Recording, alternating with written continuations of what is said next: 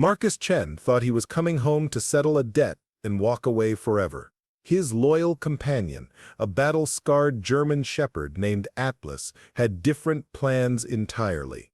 When Atlas began clawing desperately at what appeared to be solid stone in the mansion's forgotten cellar, Marcus discovered that some inheritances come with more than just four walls and a roof. The mystery hidden beneath the crumbling estate would reveal a truth about his estranged grandfather that would change everything he thought he knew about family, sacrifice, and the real cost of keeping secrets. Before we jump back in, tell us where you're tuning in from, and if this story touches you, make sure you're subscribed, because tomorrow I've saved something extra special for you. The call came on a Tuesday morning that felt like any other, cutting through the monotonous rhythm of Marcus Chen's carefully controlled civilian life. He had been rebuilding a transmission in the cramped garage behind his rental house, his hands black with grease, when the ancient rotary phone mounted on the wall began its shrill, insistent ring. The sound was jarring in the quiet space, competing with the steady rain drumming against the tin roof and the occasional rumble of traffic from the highway beyond. Marcus wiped his hands on an oil-stained rag, leaving dark smears on the faded cotton, and answered with his usual clipped efficiency. The voice on the other end belonged to a woman whose professional tone couldn't quite mask an underlying weariness that spoke of delivering difficult news far too often. "Mr. Chen, this is Linda Morrison from Morrison, Webb and Associates. I'm calling regarding the estate of Harold Chen." The name hit him like a physical blow, though he kept his expression neutral out of habit. Harold Chen, his grandfather, a man he hadn't spoken to in 12 years, not since the bitter argument that had severed what little connection remained between them. "I see," Marcus replied, his voice carefully neutral. He had learned long ago that showing emotion, particularly surprise or pain, was a luxury he couldn't afford. "What can I do for you, Miss Morrison?" "I'm afraid I have some difficult news. Mr. Chen passed away 3 weeks ago. Natural causes. The thing is, Mr. Chen, you're listed as the sole beneficiary of his estate." There was a pause, the sound of papers shuffling. "Specifically, you've inherited his property at 1247 Millbrook Lane in Ravenshallow. Are you familiar with the address?" Marcus closed his eyes, a flood of unwanted memories threatening to breach the careful walls he had built around his past. Ravenshallow, the sprawling Victorian mansion that had dominated his childhood like a brooding giant, all Gothic towers and shadowed corners. A place where love and resentment had tangled together like thorny vines, choking out any possibility of understanding between a stubborn old man and an equally stubborn boy. "I know the place," he said finally. "What exactly does this inheritance entail?" "Well, Mr. Chen, that's where things get a bit unusual. The property itself is valued at approximately $8 million, but there are significant liens against it. Unpaid taxes, maintenance costs, and various municipal fees have accumulated to roughly $799 million. Your grandfather specified in his will that you could inherit the property for the symbolic price of $1, provided you assume responsibility for all outstanding debts." Marcus almost laughed at the bitter irony. Even in death, Harold Chen was making sure his grandson understood that nothing in life came without a price. The old man had always believed that anything worth having required sacrifice, that value was measured not in what you received, but in what you were willing to give up to earn it. "So essentially," Marcus said, "I'm inheriting a debt. That's one way to look at it." "Yes. However, I should mention that the property is structurally sound and sits on 47 acres of prime real estate. If you were to assume the debts and invest in renovations, the property could potentially be quite valuable. Of course, that would require significant capital investment and time.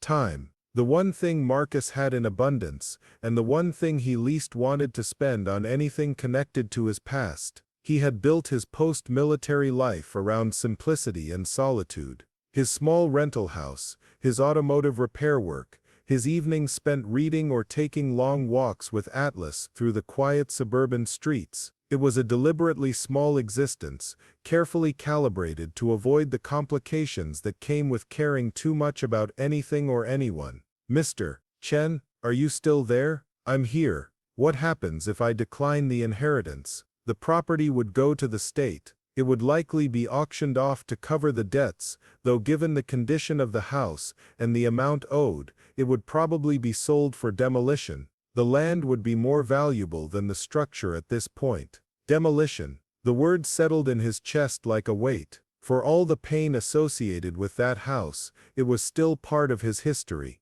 The last tangible connection to a family that had never quite figured out how to love each other properly. His mother had grown up in those rooms before her own bitter falling out with Harold had driven her across the country. She had died 5 years ago without ever reconciling with her father, taking her grievances and her love to the grave in equal measure. "I need some time to think about this," Marcus said. "Of course, but I should let you know that there's a deadline. The municipal authorities have given us 60 days to resolve the outstanding debts or they'll begin seizure proceedings. That leaves you about 5 weeks to make a decision, and if you choose to accept the inheritance, to arrange financing for the liens. 5 weeks. Marcus looked around his small garage, at the tools arranged with military precision on their pegboard, at the workbench, where he had spent countless hours losing himself in the mechanical puzzles of engines and transmissions. It was a good life,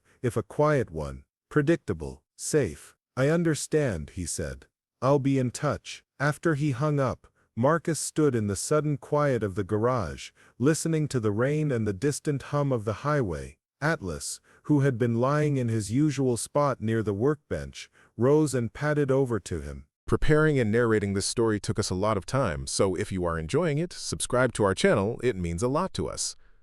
Now back to the story. The dog was getting older, his muzzle graying and his movements less fluid than they had been during their years of service together, but his dark eyes were still sharp and attentive. Atlas had been more than a working dog during their deployments. He had been partner, protector, and often the only constant in a world that shifted like sand beneath their feet. When Marcus had been medically discharged after taking shrapnel in his left shoulder and back, Atlas had been retired from service as well. They had been a team for 8 years, and the military had recognized that separating them would be cruel to both man and animal. "What do you think, boy?" Marcus asked, scratching behind the dog's ears. "Think we should go take a look at the old place?" Atlas tilted his head, a gesture that Marcus had come to interpret as thoughtful consideration. The dog had never seen the mansion, had never known Marcus before his military service, but he seemed to sense the weight of the decision his human was grappling with. Marcus had enlisted at 18, driven by a combination of wanderlust and the desperate need to escape the suffocating expectations of his grandfather's world. Harold Chen had built a successful import business, parlaying his immigrant parents' work ethic and his own ruthless intelligence into a small empire of warehouses and shipping contracts. He had expected his grandson to follow in his footsteps, to appreciate the security and status that came with inherited wealth. But Marcus had chafed against the weight of expectation, the sense that his future had been decided before he was old enough to have opinions about it. The mansion in Raven Shallow had felt like a beautiful prison, all mahogany paneling and Persian rugs, and the constant subtle pressure to be grateful for a life he had never chosen. The argument that had finally severed their relationship had been about something trivial, the way these things often are. Marcus had wanted to spend the summer after high school traveling with friends before starting college. Harold had wanted him to work in the family business, learning the fundamentals of international trade and inventory management. What had started as a disagreement had escalated into a full-scale confrontation, with both men saying things they couldn't take back. "You're throwing away everything I've built for you," Harold had said, his voice cold with disappointment. "Everything your grandmother and I sacrificed for." "I never asked you to build anything for me," Marcus had replied, 18 years old and burning with self-righteous fury. "Maybe if you'd asked what I wanted instead of just assuming you knew, we wouldn't be having this conversation. What you want is irrelevant. What matters is what you need, what will provide for you and your future family. You think the world owes you the luxury of following your dreams. Dreams don't pay bills or put food on the table. Neither does being miserable in a job you hate. The conversation had deteriorated from there, ending with Marcus storming out of the house, and Harold shouting after him that he would learn the hard way what the world was really like. Marcus had enlisted the next day, partly out of genuine desire to serve his country, and partly out of a stubborn determination to prove that he could make his own way in the world. 8 years of military service had taught him many things, not least of which was that his grandfather had been right about some things. The world was indeed a harsh place that didn't owe anyone the luxury of following their dreams. But it had also taught him that there were different kinds of strength, different ways of building a meaningful life. The discipline and purpose he had found in the army had given him something his grandfather's wealth never could, the knowledge that he could rely on himself, that his value wasn't dependent on what he inherited, but on what he chose to do. The irony was that military life had instilled in him many of the same values Harold had tried to teach him: discipline, responsibility, the importance of preparation and planning. But Marcus had needed to learn these lessons on his own terms, in his own way. By the time he had gained enough perspective to possibly appreciate his grandfather's intentions, too much time had passed, and too much pride had hardened on both sides. Now Harold was gone, and with him any chance of reconciliation. The inheritance felt like a final test, a last challenge from beyond the grave. Did Marcus have the courage to face the past he had spent 12 years running from? Did he have the wisdom to see past his old resentments to whatever truth might be waiting in that crumbling mansion? Over the next 3 days, Marcus found himself unable to concentrate on his work. He would start rebuilding an engine or diagnosing a transmission problem, only to find his mind wandering back to Ravenshallow, to memories he had tried so hard to bury. The mansion had been built in 1892 by a railroad baron, all Gothic Revival grandeur and Victorian excess. Harold had bought it in the 1960s, seeing it as both a sound investment and a symbol of how far the Chen family had come from his parents' modest grocery store. Marcus remembered the house as a place of contradictions. There were rooms filled with priceless antiques and others that had been closed off to save on heating costs. There were formal dinners in the grand dining room and quiet afternoons in the kitchen, where Harold would let his grandson help him make dumplings, one of the few times the old man's stern demeanor would soften into something approaching warmth. The more Marcus thought about it, the more he realized that his memories of his grandfather were as contradictory as the house itself. Harold could be cold and demanding, but he had also been the one to teach Marcus how to change a tire, how to read a financial statement, how to negotiate with contractors and suppliers. He had been critical of Marcus's grades and dismissive of his teenage interests, but he had also been the one to sit by Marcus's bedside when pneumonia had kept him home from school for 2 weeks, reading aloud from adventure novels in his careful accented English. Perhaps the inheritance was more than just a test or a final manipulation. Perhaps it was an invitation, a chance to understand the man Harold had been beneath all the expectations and disappointments that had defined their relationship. On Thursday evening, Marcus made his decision. He called Morrison and told her he would accept the inheritance. The next morning, he loaded his few possessions into his pickup truck, secured Atlas in the passenger seat, and began the long drive north to Ravenshallow. The town was smaller than he remembered, a collection of brick buildings and tree-lined streets that seemed frozen in time. The downtown area showed signs of the economic struggles that had affected many small manufacturing communities: empty storefronts, faded awnings, buildings that needed paint and repair. But there was also evidence of revitalization efforts: trendy coffee shops and art galleries that catered to weekenders from the city, historic walking tours that turned industrial decline into quaint charm. The mansion sat on a hill overlooking the town, surrounded by overgrown gardens and a wrought iron fence that needed repair. As Marcus turned through the gates and drove up the winding driveway, he felt a complex mix of emotions: nostalgia, apprehension, and something else he couldn't quite identify. Atlas sat up in the passenger seat, alert and attentive, sensing his human's tension. The house looked smaller than in his memories, but no less imposing. The Gothic Revival architecture still commanded attention, all pointed arches and decorative stonework, though the gray limestone was stained with age and weather. Several windows were boarded up, and the wraparound porch sagged in places where the support beams had begun to rot. The gardens that had once been Harold's pride were now a tangle of overgrown hedges and volunteer trees, beautiful in their wildness but clearly neglected. Marcus parked near the front steps and sat for a moment, gathering his courage. Beside him, Atlas whined softly, a sound that might have been sympathy or anticipation.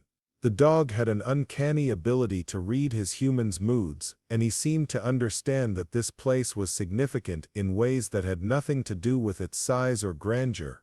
"Well, boy," Marcus said, opening the truck door, "let's see what we've gotten ourselves into." The key was where Miss Morrison had said it would be, hidden under a loose stone near the front door. Marcus had expected to feel overwhelmed by memories as he stepped inside, but instead he felt a strange sense of detachment, as if he were viewing someone else's past through thick glass.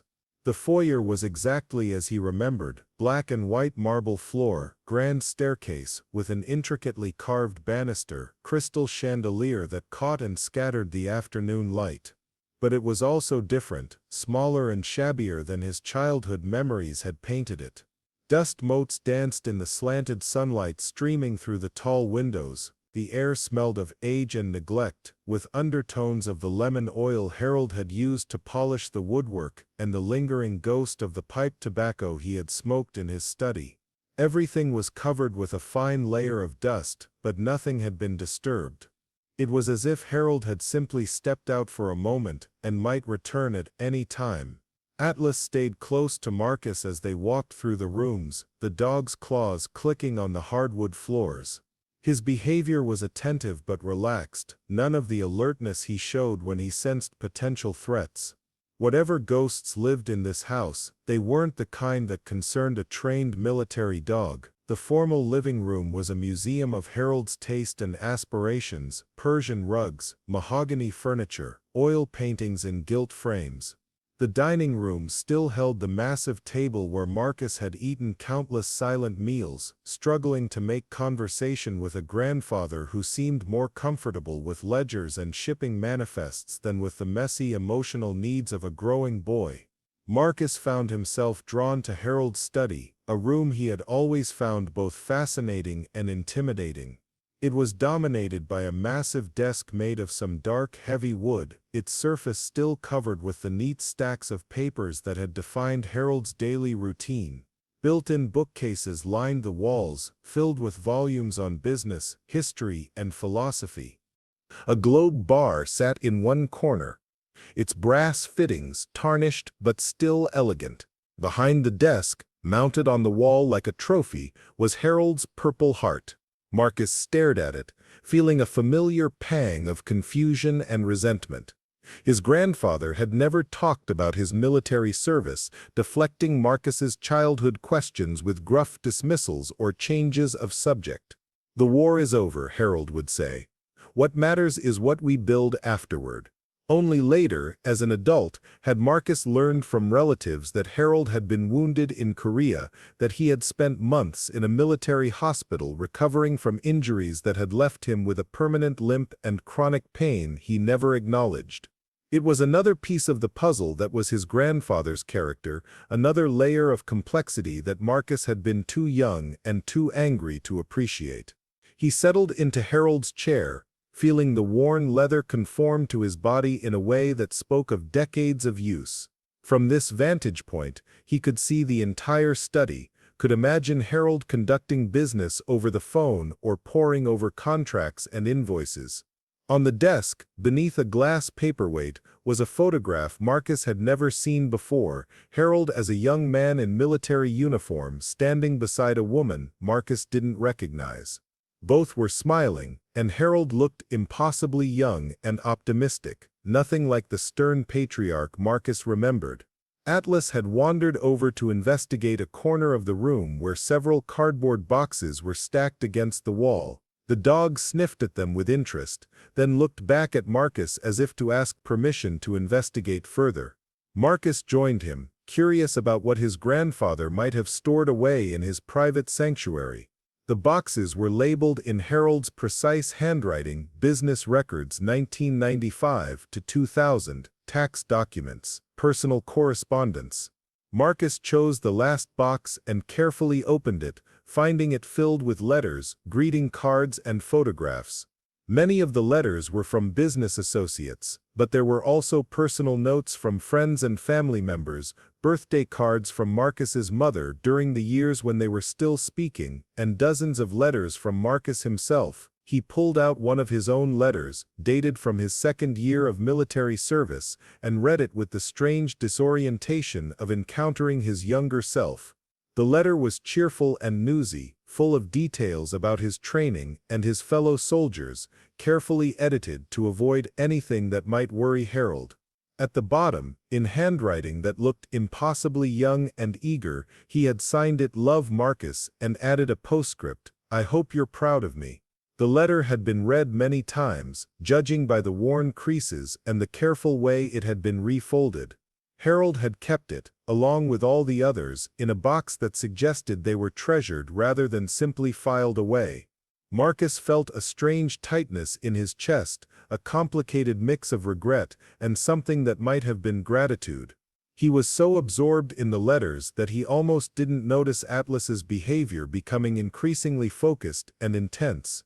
The dog had moved away from the boxes and was now investigating the far corner of the study, near where a heavy bookcase met the exterior wall. His posture was alert and purposeful, the same stance Marcus had seen countless times when Atlas had detected something significant during their military service.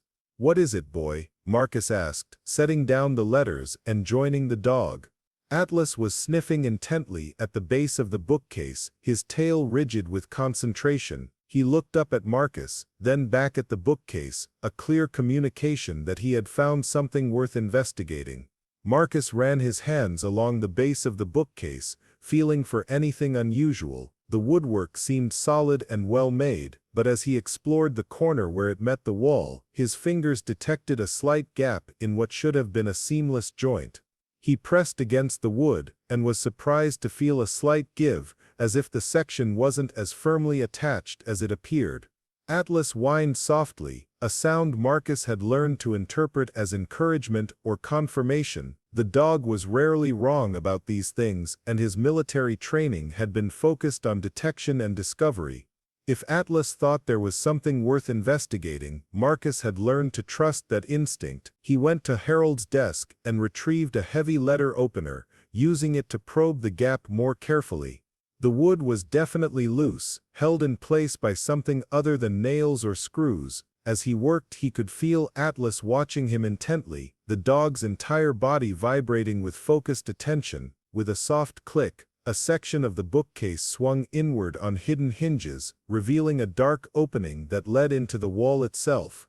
Marcus stared at the hidden door, his mind struggling to process what he was seeing. In all the years he had lived in this house, through all his childhood explorations of its many rooms and corridors, he had never suspected that Harold kept secrets behind false walls.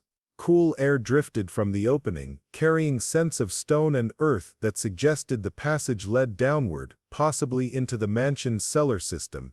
Atlas pushed his nose into the gap, sniffing deeply, then looked back at Marcus with an expression that clearly said they needed to investigate further. Marcus retrieved a heavy flashlight from Harold's desk drawer, testing its beam against the study wall. The light was strong and steady, though the batteries would probably need replacing soon. He looked down at Atlas, who was practically vibrating with anticipation, then back at the mysterious opening his grandfather had concealed so carefully. "Well, boy," he said, his voice barely above a whisper, "I guess we're about to find out what else Grandfather Harold never bothered to mention." The opening was narrow, clearly designed for concealment rather than comfort. Marcus had to turn sideways to fit through it, and even then his shoulders brushed against the rough stone walls. Atlas had no such difficulties, slipping through the gap with the fluid grace that military training had ingrained in all his movements. The passage sloped downward at a gentle angle, heading toward what Marcus assumed was the mansion's foundation. The air grew cooler as they descended, and Marcus could hear the sound of his own breathing echoing off the stone walls. The flashlight beam revealed a corridor that was clearly much older than the house above, built with the kind of careful stonework that spoke of craftsmen who had learned their trade in an era before power tools and modern construction methods. After perhaps 30 feet, the narrow passage opened into a larger space, and Marcus found himself standing at the entrance to what could only be described as an underground chamber. He swept the flashlight beam around the room, trying to make sense of what he was seeing. The space was larger than he had expected, with a vaulted ceiling that rose at least 12 feet above his head. The walls were lined with stone shelving, and the air smelled of age and secrecy. But it was what filled those shelves that made Marcus catch his breath in astonishment. The chamber was a repository, a carefully organized collection of artifacts, documents, and objects that represented decades of careful acquisition and preservation. There were books in languages Marcus didn't recognize, rolled documents tied with ribbon, wooden crates stenciled with shipping marks from around the world, and display cases containing what appeared to be historical artifacts. Atlas moved through the space with the confident purpose of a dog who had found exactly what he had been looking for. He approached one particular section of shelving, and sat, looking back at Marcus with the patient expression that meant his job was done, and now it was time for his human to take over. Marcus approached the shelf Atlas had indicated, his heart pounding with a mixture of anticipation and apprehension. Whatever his grandfather had hidden down here, whatever secrets he had guarded so carefully that he had built a concealed passage to protect them, Atlas had somehow sensed their importance. The dog's instincts, honed by years of training and deployment, had led them to this moment of discovery. The shelf held a collection of wooden boxes, each one carefully labeled in Harold's precise handwriting. The labels were cryptic: Project Nightingale Documentation, Correspondence 1943 to 1953, Financial Records, Special Account, and others that meant nothing to Marcus but suggested a level of organization and purpose that went far beyond simple hoarding or collecting. He chose one of the boxes at random and carefully lifted it from the shelf. It was heavier than he had expected, solid and well made, with brass corners and a lock that had long since been opened. Inside, wrapped in tissue paper and oilcloth, were photographs, documents, and what appeared to be military records. Not Harold's records, but documents related to other people, other operations, other secrets, that had nothing to do with import businesses or family expectations. As Marcus began to examine the contents of the box, a pattern began to emerge that challenged everything he thought he knew about his grandfather's past. These weren't business records, or personal mementos, they were intelligence documents, carefully preserved files that spoke of covert operations and classified missions, of a world that existed in the shadows between official history and public knowledge. Harold Chen, it seemed, had lived a double life. The stern businessman, who had raised Marcus, who had built a modest empire through hard work and careful planning, had also been something else entirely. Someone else entirely. And down here in this hidden chamber, surrounded by the evidence of secrets that had been kept for decades, Marcus began to understand that his inheritance was far more complicated than a simple real estate transaction. The discovery would change everything, but for now, in the cool darkness of his grandfather's secret repository, Marcus simply stood and stared at the evidence of a life he had never imagined, while Atlas waited patiently for whatever would come next. Marcus spent the next 3 hours methodically examining the contents of Harold's hidden repository, each discovery adding another layer to the complex portrait of his grandfather that was emerging from the shadows.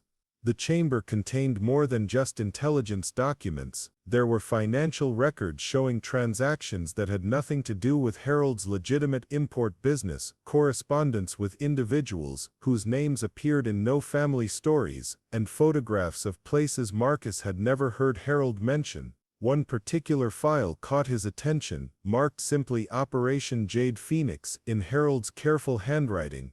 Inside were detailed maps of what appeared to be smuggling routes through Southeast Asia, coded communications between various contacts, and financial records showing the movement of substantial sums of money through numbered accounts in Switzerland and the Cayman Islands. The dates spanned from 1975 to 1992, years when Marcus had known Harold as nothing more than a successful businessman with a talent for international trade. Atlas remained patient throughout Marcus's investigation, occasionally moving to investigate different areas of the chamber, but always returning to his human side. The dog seemed to understand that this discovery was significant, that the careful way Marcus handled each document and photograph meant something important was happening. There was no urgency in Atlas's demeanor, no indication that danger lurked in this underground space, but there was an alertness that suggested he was prepared for whatever might come next. As Marcus delved deeper into the files, a pattern began to emerge that was both fascinating and disturbing. Harold hadn't just been involved in intelligence work during his military service, he had continued operating in that world for decades afterward, using his import business as a cover for activities that ranged from information gathering to what could only be described as industrial espionage. The meticulous records suggested a man who had lived two completely separate lives, compartmentalizing his activities so thoroughly that even his own family had no idea of his true occupation. The financial records were particularly revealing. Harold's legitimate import business had been modestly successful, profitable enough to maintain the mansion and provide a comfortable lifestyle, but nothing approaching the wealth that would explain his ability to purchase a property like the Ravenshallow estate. The real money had come from his covert activities, payments from government agencies and private contractors for services that were never detailed in writing, but could be inferred from the amounts involved and the timing of the transactions. Marcus found himself feeling a complex mix of admiration and unease as he examined his grandfather's secret life. The level of organization and attention to detail required to maintain such an elaborate deception for decades was impressive in its own way. Harold had been operating at a level of sophistication that made Marcus's own military intelligence work seem straightforward by comparison. But there was also something deeply unsettling about discovering that the man who had raised him, who had been the primary authority figure in his childhood, had been living a lie so comprehensive that it called into question everything Marcus thought he knew about his own family history. One file in particular gave him pause.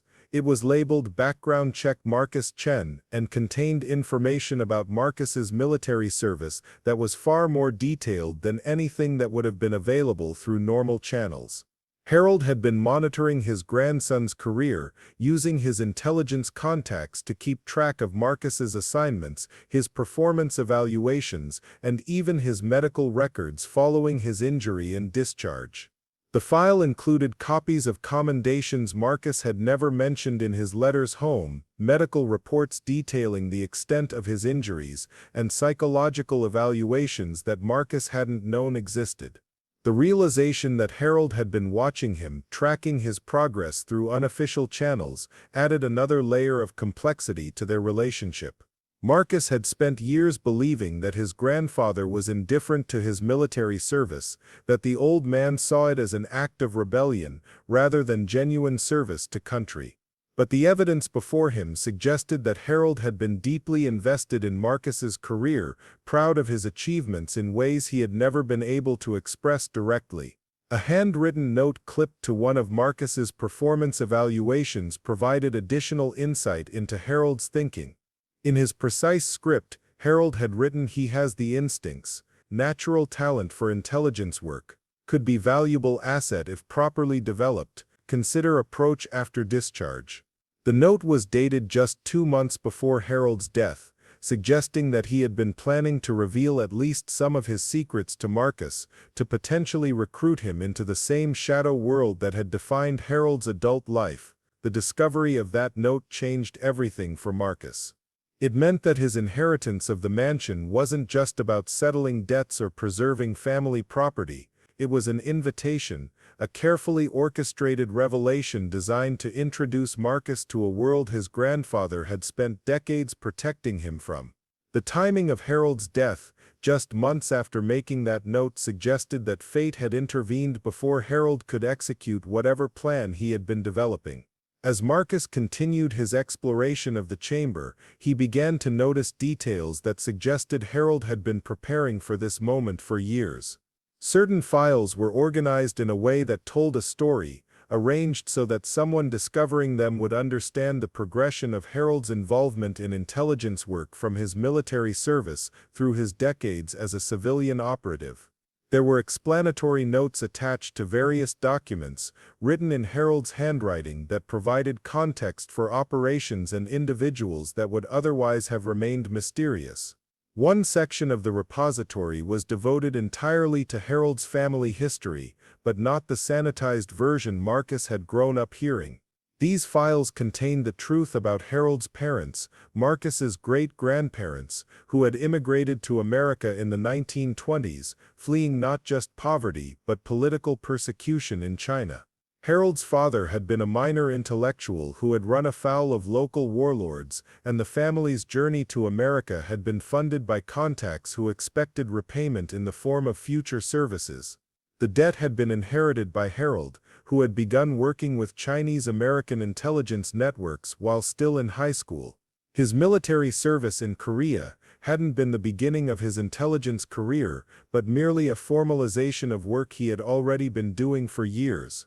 The Purple Heart mounted in his study represented genuine heroism in combat, but it was also a cover story that explained his connections to military intelligence without revealing the true extent of his activities.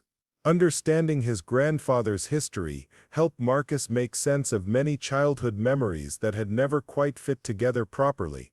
Harold's frequent business trips, often to locations that seemed unconnected to his import operations. The steady stream of international visitors who came to the mansion for meetings that were always conducted behind closed doors.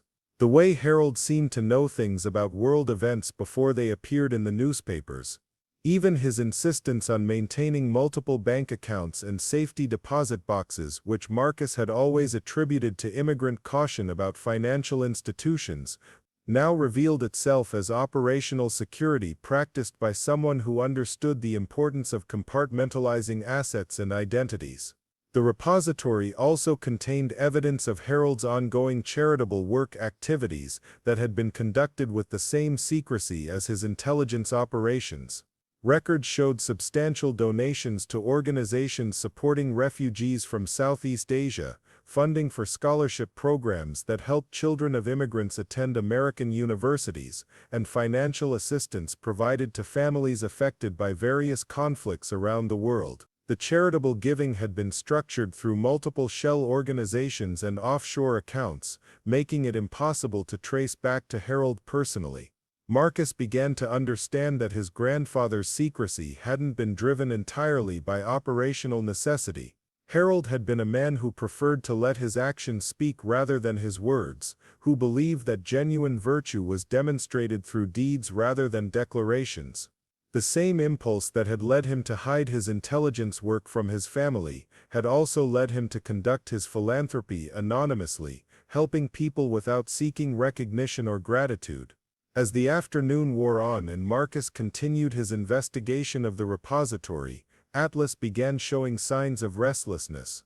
The dog had been patient during the initial exploration, content to let Marcus absorb the magnitude of their discovery, but his training and instincts were telling him that they needed to remain alert to their surroundings.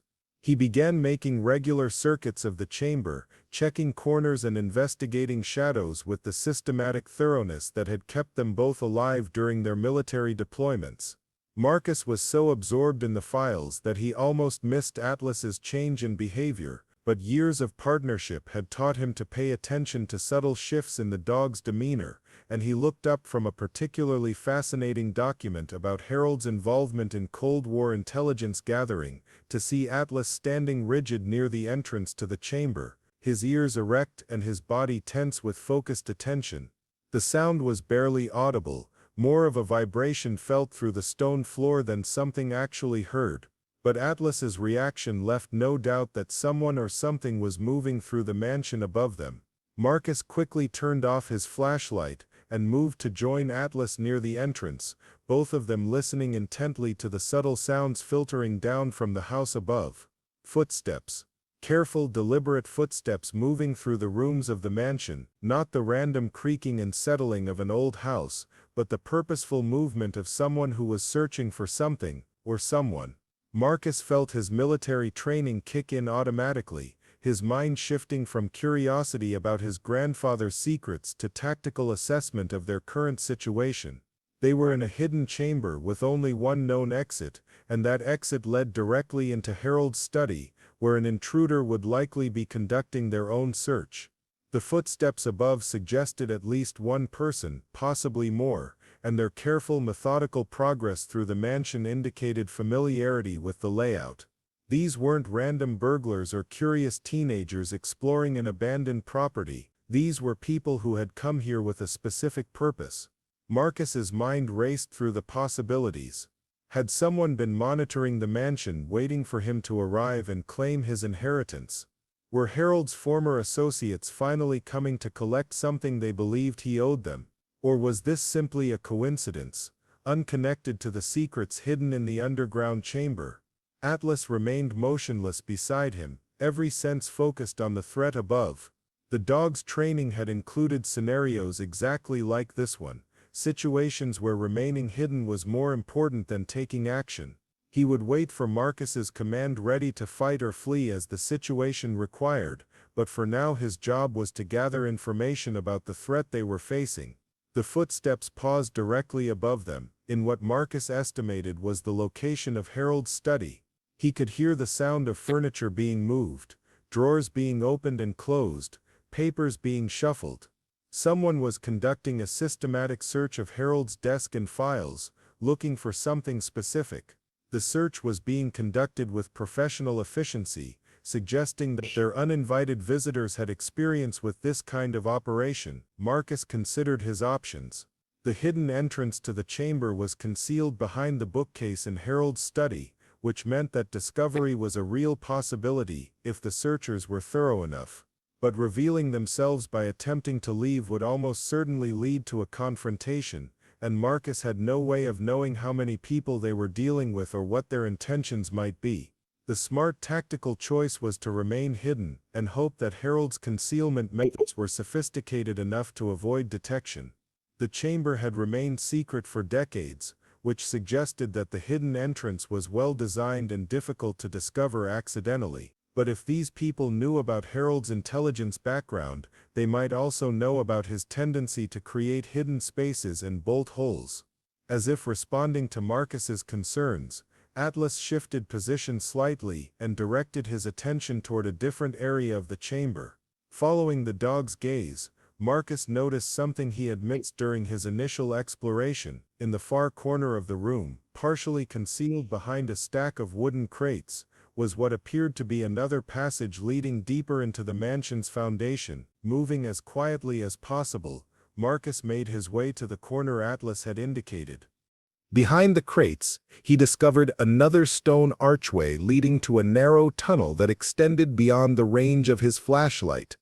The tunnel was smaller than the passage they had used to enter the chamber, clearly designed for emergency evacuation rather than comfortable access. But it represented a potential escape route if their current hiding place was discovered. The sounds from above continued for another 20 minutes, the systematic search expanding from Harold's study to other rooms on the ground floor. Marcus could track the intruder's progress by the subtle vibrations transmitted through the mansion's structure, and he began to appreciate the advantages Harold had gained by positioning his secret chamber beneath the foundation, where sounds from above were muffled and distorted. Eventually, the sounds began to fade as the search moved to other areas of the mansion. Marcus waited another 30 minutes before risking the use of his flashlight again, giving the searchers time to complete their investigation and leave the property. When he finally turned on the light, Atlas relaxed slightly but remained alert, his instincts telling him that the danger hadn't completely passed. The incident had transformed Marcus's understanding of his situation. The hidden repository wasn't just a fascinating discovery about his grandfather's secret life.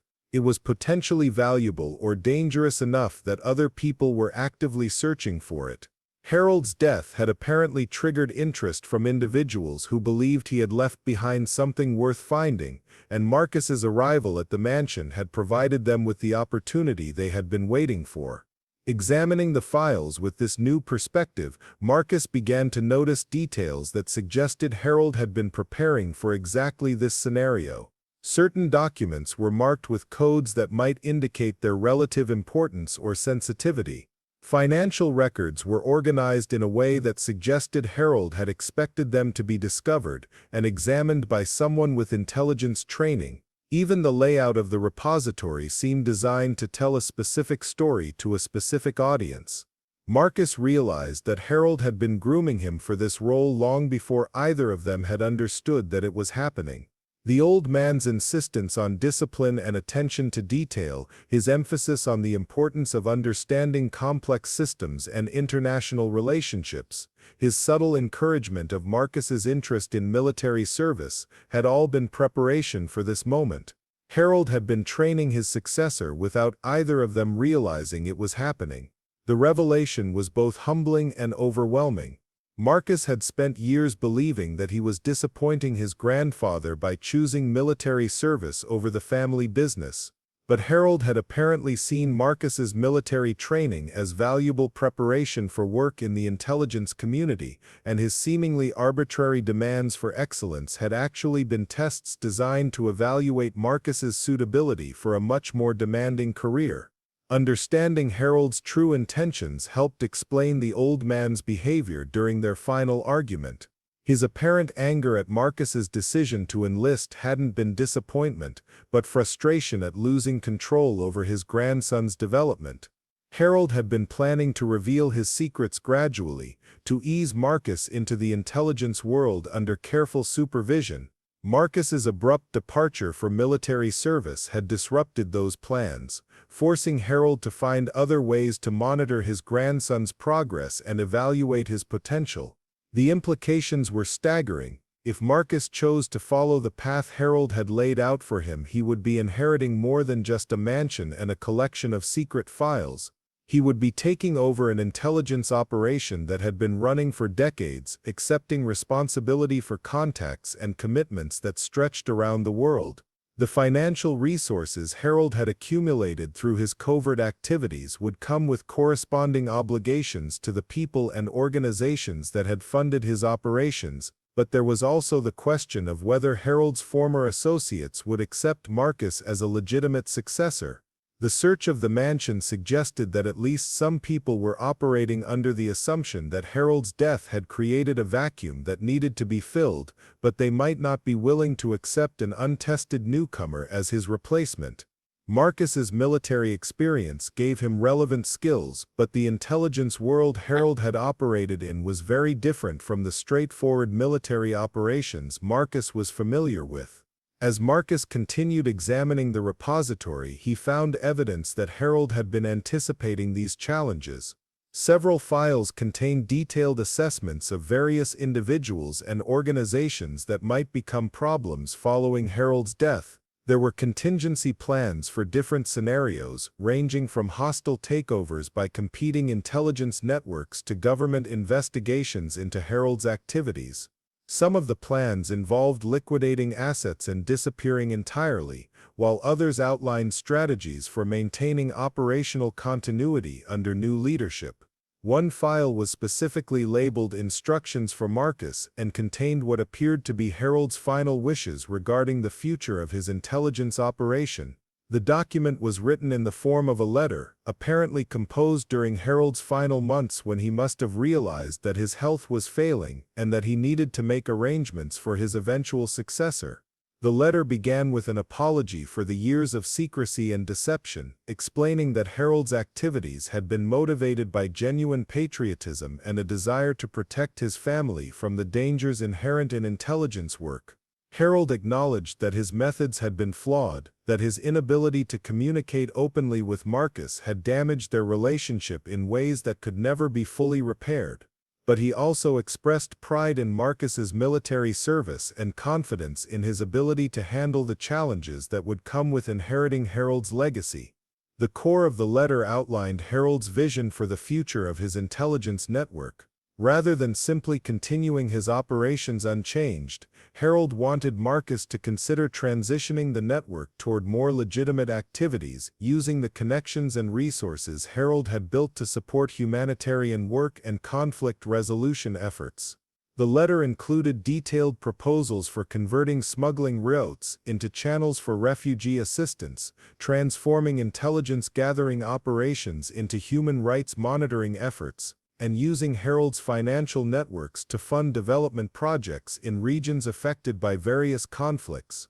Harold's vision was ambitious and idealistic in ways that surprised Marcus. The old man, he remembered, had been practical and unsentimental, focused on concrete results rather than abstract principles. But the letter revealed a different side of Harold's character, a man who had spent decades operating in moral gray areas and had come to understand the human cost of intelligence work.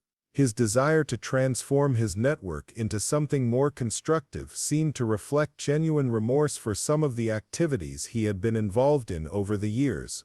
The letter also included specific instructions for dealing with the various individuals and organizations that would likely surface following Harold's death. Some were described as trustworthy allies who could be counted on for support during the transition period.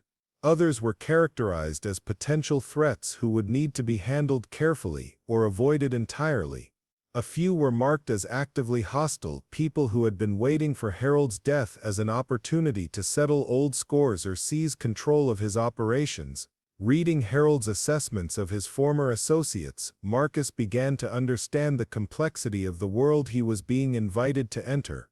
These weren't simple business relationships or straightforward military alliances. They were intricate webs of mutual obligation, shared secrets, and competing interests that had evolved over decades of covert operations.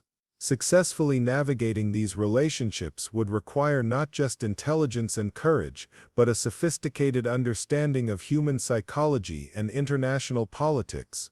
The more Marcus learned about his grandfather's secret life, the more he appreciated the magnitude of what Harold had accomplished. Operating without official support or recognition, Harold had built an intelligence network that spanned multiple continents and maintained relationships with individuals at every level of various governments and organizations. The scope of his activities was impressive even by the standards of official intelligence agencies, and the fact that he had managed to keep it all secret while maintaining his cover as a simple import businessman was remarkable. But Marcus also began to understand the personal cost of Harold's chosen path. The secrecy that had been essential for operational security had also isolated Harold from the people he cared about most. His inability to share his real work with his family had created barriers that grew stronger over time, until even simple conversations became difficult because so much had to remain unsaid. The loneliness Harold must have experienced, surrounded by secrets he could never share, helped explain his sometimes harsh demeanor and his apparent emotional distance. Atlas had been monitoring the situation above them throughout Marcus's investigation of Harold's files, and the dog's gradual relaxation suggested that the immediate threat had passed. The intruders had apparently completed their search and left the mansion, though Atlas remained alert to the possibility that they might return. His military training had taught him that threats could resurface unexpectedly, and he maintained the kind of watchful readiness that had kept his unit safe during their deployments. Marcus realized that he needed to make a decision about how to proceed. He could seal up the repository and walk away from Harold's legacy, selling the mansion and using the proceeds to pay off the debts and start fresh somewhere else. That would be the safe choice, the one that would allow him to maintain the simple, quiet life he had built for himself after his military discharge. But it would also mean abandoning responsibilities that Harold had spent decades building, potentially leaving allies vulnerable and enemies unopposed. Alternatively, he could accept Harold's invitation and attempt to take over the intelligence network his grandfather had created.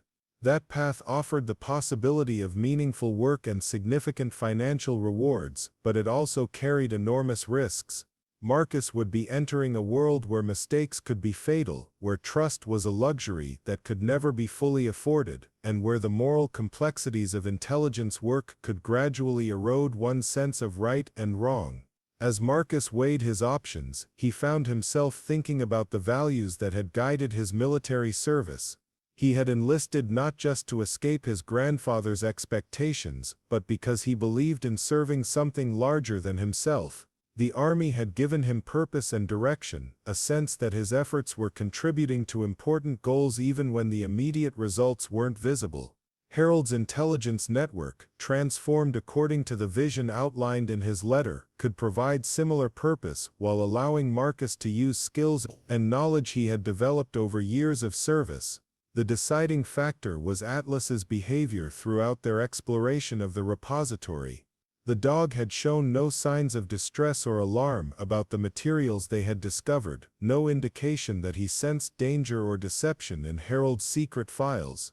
Atlas's instincts had been proven reliable countless times during their military service, and his calm acceptance of their current situation suggested that Harold's intentions had been genuine.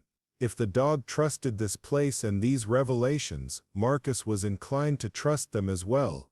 But accepting Harold's legacy would require careful planning and preparation. Marcus couldn't simply step into his grandfather's role without understanding all the complexities involved. He would need to study Harold's files systematically, learn about the various individuals and organizations involved in the network, and develop his own vision for how to move forward. The transition would need to be handled carefully to avoid alerting hostile parties while maintaining the trust of Harold's allies. The first step would be securing the mansion and the repository against future intrusions. Harold's security measures had been adequate for protecting his secrets during his lifetime, but they might not be sufficient for the current situation. Marcus would need to evaluate the property's vulnerabilities and implement additional safeguards to ensure that Harold's files remained secure while he learned how to use them effectively. Marcus also realized that he would need additional resources and support to successfully manage Harold's legacy. The intelligence network was too complex for one person to operate alone, and Harold's files indicated that he had relied on a small group of trusted associates to handle various aspects of his operations. Marcus would need to identify these people and evaluate whether they could be trusted to continue their work under new leadership. The financial aspects of Harold's legacy were equally complex. The hidden assets Harold had accumulated through his intelligence work were substantial, but they came with corresponding obligations and risks. Marcus would need to understand the sources of this wealth and the commitments it entailed before he could make informed decisions about how to proceed. The transition from Harold's leadership to his own would need to be handled carefully to avoid triggering investigations or hostile actions by interested parties. As darkness fell outside the mansion, Marcus made his decision. He would accept Harold's legacy, but he would do so on his own terms. Rather than simply continuing Harold's operations unchanged, he would work to transform the network according to the vision outlined in Harold's letter. It would be a gradual process, requiring patience and careful planning, but it offered the possibility of meaningful work that built on Harold's achievements while correcting some of the moral ambiguities that had troubled the old man in his final years. The decision felt right in a way that surprised Marcus. For the first time since his military discharge, he felt a sense of purpose and direction that went beyond simply getting through each day.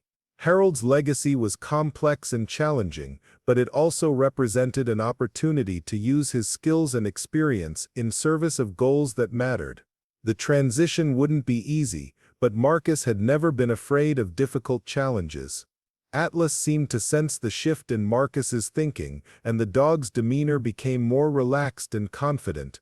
He had been waiting for his human to reach this decision, trusting that Marcus would eventually understand what needed to be done. Now that the choice had been made, Atlas was ready to support whatever came next, just as he had supported Marcus through years of military service and the difficult transition to civilian life. Marcus spent the rest of the evening systematically cataloging Harold's files and beginning to develop plans for securing the repository and the mansion. There was an enormous amount of work ahead, but for the first time in years, Marcus felt genuinely excited about the future. Harold's legacy was a gift and a responsibility, a chance to honor the old man's memory while building something better from the foundation he had created. 3 months had passed since Marcus's decision to embrace Harold's legacy, and the transformation of both the mansion and his own understanding had been profound. Winter had settled over Ravenshallow with the kind of bone-deep cold that made the mansion's old heating system work overtime, but Marcus had grown to appreciate the way the season wrapped the property in protective silence. Snow covered the overgrown gardens, and ice glazed the windows, creating a natural barrier that discouraged casual visitors while he worked to understand the full scope of what he had inherited. The hidden repository had become his command center, though he had made significant modifications to Harold's original setup. Marcus had installed modern communication equipment alongside Harold's vintage filing systems, creating a hybrid workspace that honored his grandfather's methods while incorporating contemporary technology.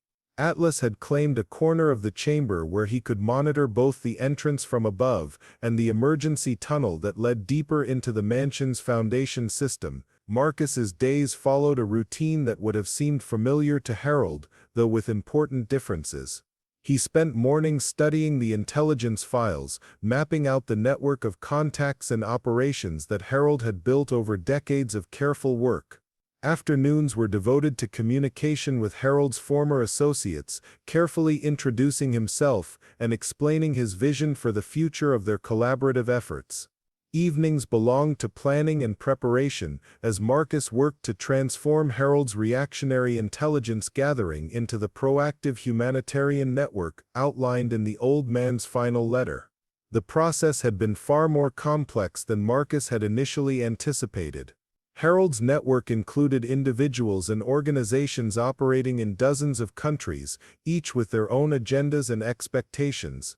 Some had welcomed Marcus's arrival and supported his plans for transitioning the network toward legitimate humanitarian work. Others had been skeptical of his youth and inexperience, questioning whether Harold's grandson possessed the skills necessary to manage such a sophisticated operation. A few had been openly hostile, viewing Marcus as an unwelcome intruder who threatened their own interests. The most challenging relationship had been with Elena Vasquez, Harold's primary contact in South America. She controlled a network of safe houses and communication channels that stretched from Mexico to Argentina, resources that had been essential for Harold's operations in that region. Elena had initially refused to recognize Marcus's authority, arguing that Harold's death had dissolved any obligations she might have felt toward the Chen family.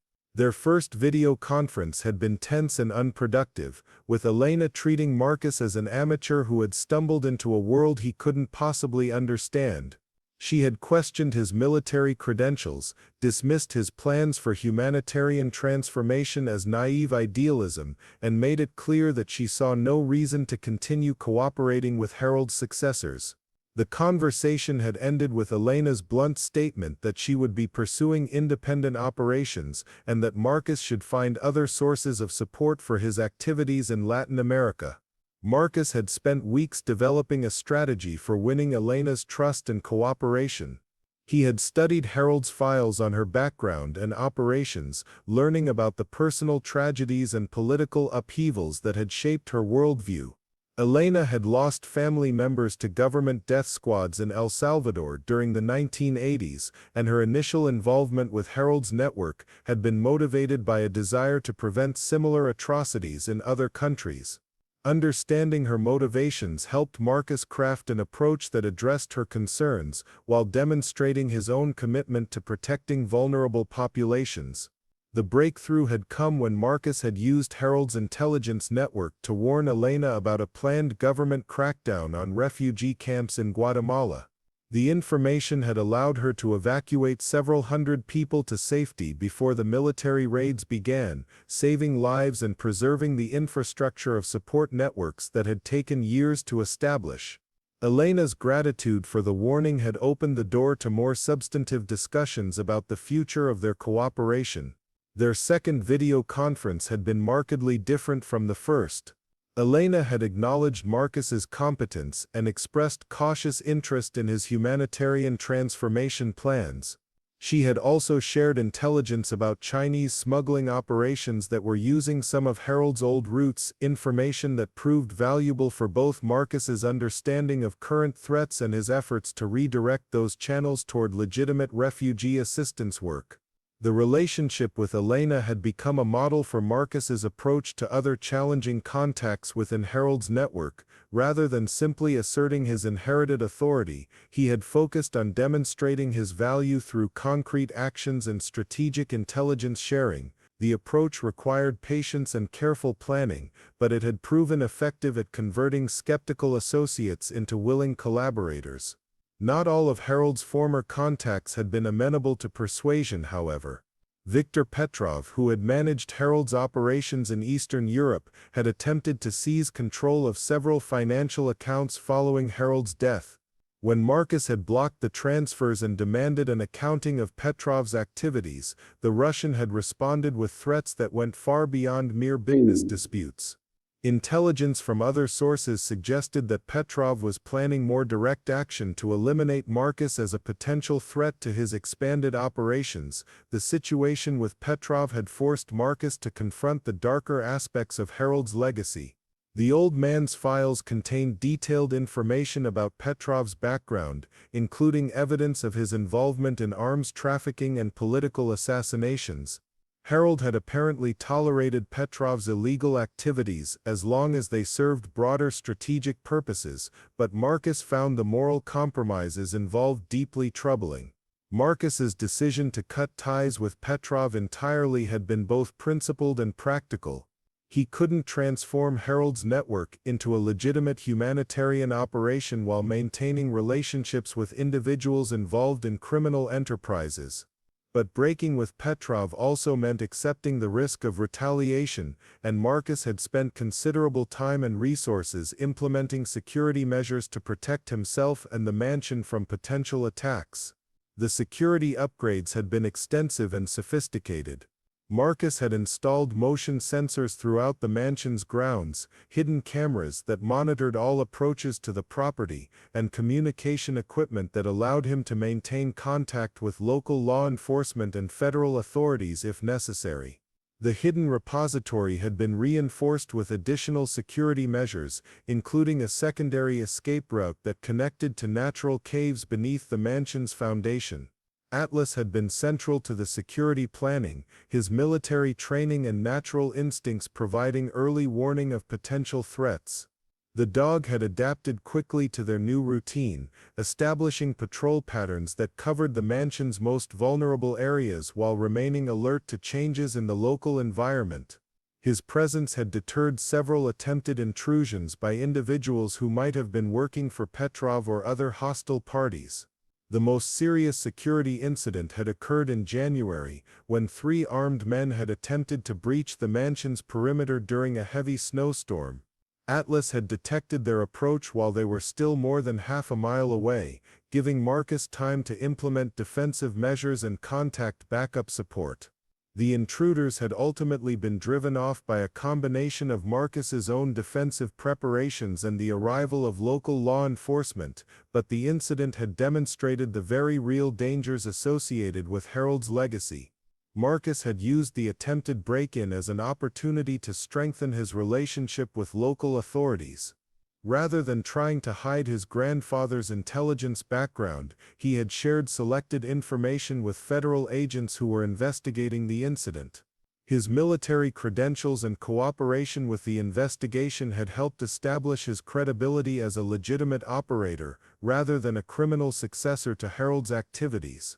The federal agents had been particularly interested in Marcus's plans for transforming Harold's network toward humanitarian purposes.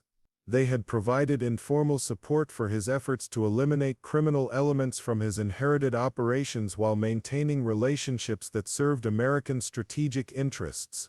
The partnership had been beneficial for both sides, giving Marcus official sanction for his activities, while providing the government with valuable intelligence about ongoing operations in regions where official American presence was limited. As spring had arrived in Raven Shallow, Marcus had begun implementing the most ambitious aspects of his transformation plans. Working with Elena and other trusted associates, he had established refugee assistance programs that used Harold's old smuggling routes to help people escape persecution and violence. The operations were conducted in cooperation with legitimate humanitarian organizations, providing legal cover while maintaining the efficiency and security that had made Harold's network so effective. The financial aspects of the transformation had proven surprisingly manageable. Harold's hidden assets were substantial enough to fund the initial phases of Marcus's humanitarian programs, while generating sufficient income to maintain the mansion and support his own modest lifestyle. The conversion of criminal revenue streams into legitimate funding sources had required careful planning and legal consultation, but the results had exceeded Marcus's expectations.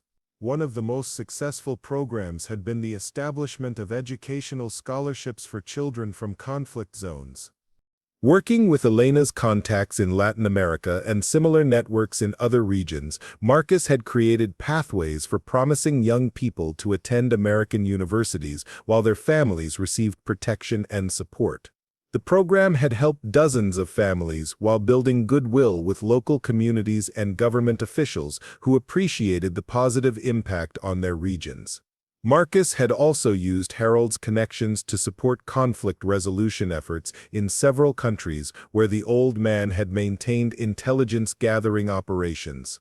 Rather than simply collecting information for strategic purposes, Marcus had begun sharing selected intelligence with peacekeeping organizations and diplomatic missions working to prevent or resolve armed conflicts. The approach had proven valuable for all parties involved, providing negotiators with crucial information while advancing Marcus's goal of transforming the network's mission from intelligence gathering to peace building. The most challenging aspect of the transformation had been dealing with the emotional weight of Harold's legacy. As Marcus had learned more about his grandfather's activities over the decades, he had developed a complex understanding of the old man's character and motivations. Harold had clearly been driven by genuine patriotism and a desire to protect American interests, but some of his methods had involved moral compromises that Marcus found difficult to accept. Reading Harold's detailed accounts of various operations, Marcus had discovered evidence of activities that had resulted in significant civilian casualties and political instability in several countries. Harold had apparently justified these outcomes as necessary costs of preventing larger conflicts or protecting American strategic interests, but Marcus struggled with the utilitarian calculus that had guided such decisions. Understanding Harold's moral struggles had helped Marcus appreciate the wisdom of the transformation plan outlined in the old man's final letter.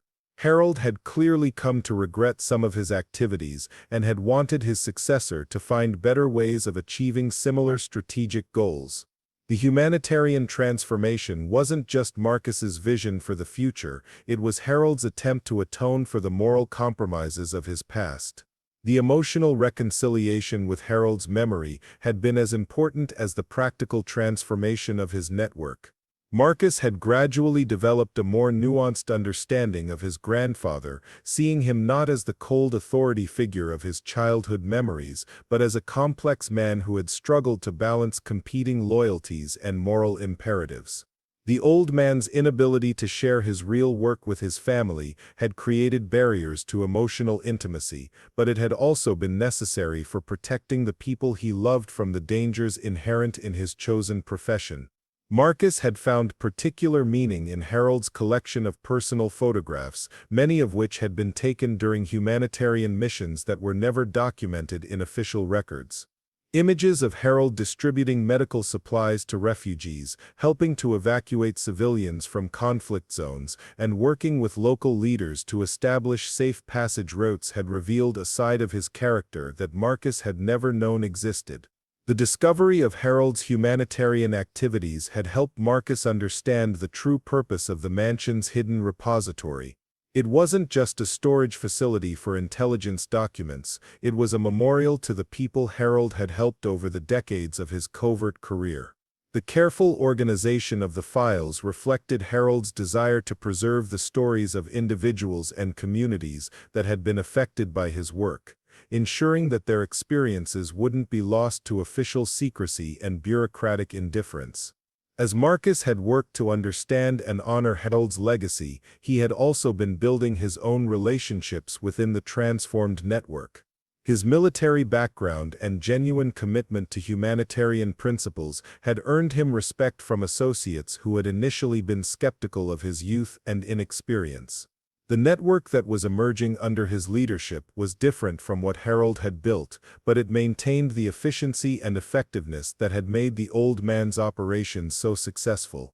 The transformation had also strengthened Marcus's relationship with Atlas, who had adapted to their new circumstances with the flexibility that had made him such an effective military working dog. The German Shepherd had established himself as an integral part of the mansion's security system while maintaining his role as Marcus's closest companion and confidant. Their evening walks through the mansion's grounds had become opportunities for Marcus to process the day's challenges and plan for future developments. On a warm evening in late spring, Marcus had been reviewing intelligence reports from Elena about refugee movements in Central America when Atlas had alerted him to an approaching vehicle. Unlike the hostile intrusions they had dealt with during the winter, this arrival had been expected and welcome.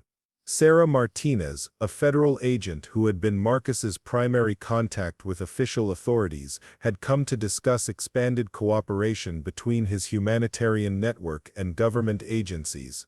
Sarah's visit had represented a significant milestone in Marcus's transformation of Harold's legacy. Government recognition of his activities as legitimate and valuable meant that he could operate with official sanction while maintaining the independence and flexibility that made his network effective. The partnership would provide resources and legal protection while allowing Marcus to pursue humanitarian that aligned with broader American strategic interests. Their meeting had taken place in Harold's old study, now refurbished as Marcus's primary office for official business. The room's combination of traditional elegance and modern functionality had seemed appropriate for discussions that honored the past while planning for the future. Sarah had been impressed by the scope and sophistication of Marcus's operations, particularly his success at maintaining operational security while expanding the network's humanitarian activities. The conversation had covered several specific proposals for enhanced cooperation, including intelligence sharing arrangements that would benefit both Marcus's refugee assistance programs and government efforts to combat human trafficking. Sarah had also discussed the possibility of Marcus's network providing support for official diplomatic initiatives in regions where his contacts had better access than traditional government representatives. As their meeting had concluded, Sarah had offered Marcus an assessment that would have pleased Harold enormously. She had described his work as exemplary intelligence craftsmanship, noting his success at maintaining the effectiveness of Harold's network while transforming its mission in ways that served both humanitarian and strategic purposes. The combination of operational excellence and moral clarity had distinguished Marcus's approach from many other private intelligence operations that government agencies encountered. After Sarah's departure, Marcus had spent the evening walking through the mansion's gardens with Atlas, reflecting on how much had changed since their arrival the previous autumn. The overgrown landscaping had been cleared and replanted, transforming the grounds from neglected wilderness into something approaching their original elegant design. The mansion itself had been renovated and updated, its rooms now serving as offices and meeting spaces for Marcus's expanded operations. The transformation of the property had paralleled Marcus's own personal development over those months. He had arrived at the mansion as a former soldier struggling to find purpose in civilian life, burdened by unresolved anger toward a grandfather he had never understood. He was now the leader of an international humanity working to address some of the world's most challenging problems, while honoring the memory of a man whose complexity he had only begun to appreciate. The financial aspects of his inheritance had also been resolved in ways that exceeded his most optimistic projections. The debts associated with the mansion had been paid off using revenue from legitimate activities funded by Harold's hidden assets. The property was now generating income through its use as a conference center for humanitarian organizations and a training facility for individuals working in conflict resolution. Marcus had created a sustainable operation that honored Harold's legacy while serving his own values and goals. Standing in the mansion's gardens on that spring evening, with Atlas beside him and the lights of Raven Shallow twinkling in the valley below, Marcus had felt a sense of completion that had eluded him throughout his adult life. He had found meaningful work that used his skills and experience in service of goals that mattered to him personally. He had developed a deeper understanding of his family history and his grandfather's character. Most importantly, he had created something new and positive from the complex legacy Harold had left behind.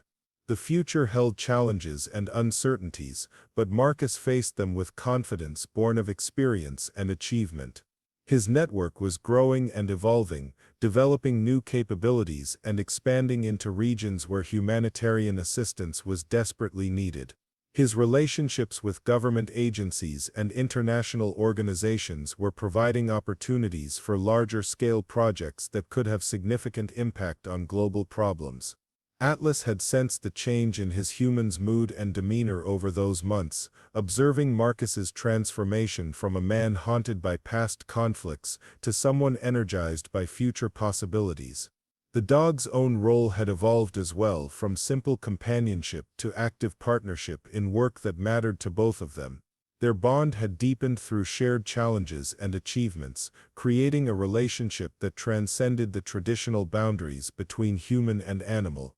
As they had walked back toward the mansion that evening, Marcus had noticed Atlas displaying behavior he hadn't seen since their military service together. The dog's alertness and confidence had returned to levels that suggested he felt they were engaged in an important mission with clear objectives and meaningful results.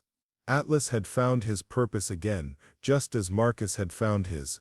The mansion's lights had welcomed them home, illuminating windows that no longer seemed imposing or forbidding, but rather warm and inviting. The Gothic architecture that had once seemed gloomy and oppressive now appeared dignified and substantial, a fitting headquarters for work that required both gravitas and security. Marcus had succeeded in making the mansion truly his own while respecting its history and Harold's memory. Looking back on his journey from reluctant heir to network leader, Marcus had recognized that Atlas had been essential to his success from the very beginning. The dog's instincts had led them to Harold's hidden repository, his alertness had protected them from various threats, and his steady companionship had provided emotional support during the most challenging phases of the transformation process.